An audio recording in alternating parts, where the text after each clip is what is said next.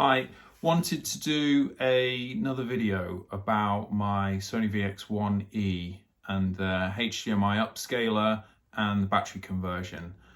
I did this update right after I did my last video and I was a little bit disappointed with the results, so I didn't make a video. But in the comments of my previous video, I had a lot of questions for the HDMI upscaler, and now I think it's time to do it, even though it's a year in the future.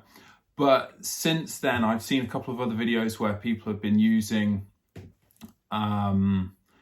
phones as a HDMI capture device. And the capture device that I was using is this Easy Cap, and it's fine, but admittedly it's not the best because it scales everything to 16:9, and then if you're editing from the VX1E, you've got to manually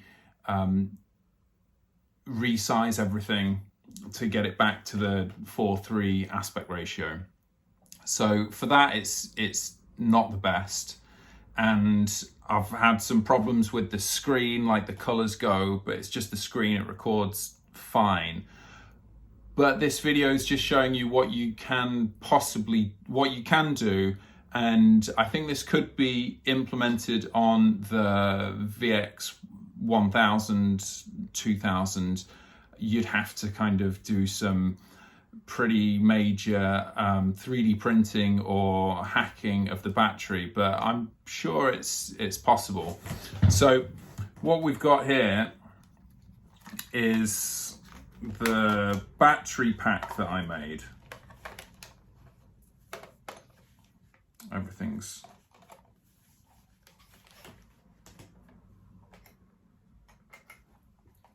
right. So we've got a battery charger, the FP550 battery for the VX1000, and so that's going to just go in there. And then the mount for the NP77 battery, and that has got a HDMI upscaler, which that is just pushed in. It's not glued in or anything like that, but on the insides I've got the wires going from the terminals like there straight through to the terminals there, so it's going to power the battery. And also just soldered onto these terminals, we've got the DC power for the HDMI upscaler. Now I've tried a few upscalers, and this one works with this method. The cheap upscalers, I can't get it to work. That's not saying no one could do it. I'm just not an electrician. So you've got that going in there. That's good. We'll put that back. And then straight in here, just a little extension cable. So out, in, then HDMI cable. We will turn everything on.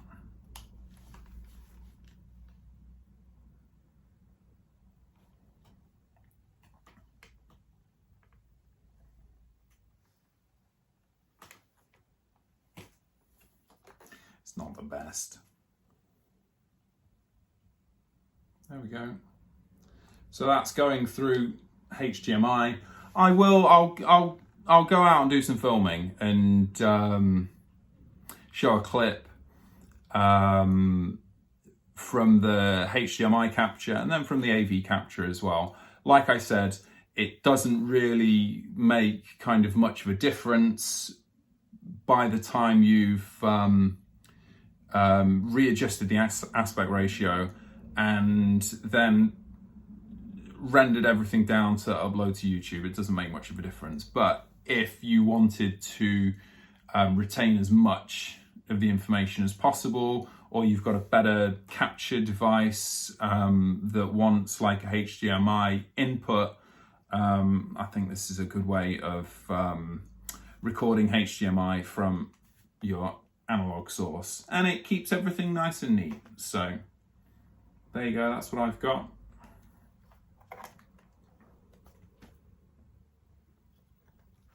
Right, okay, watch the clips and see what you think.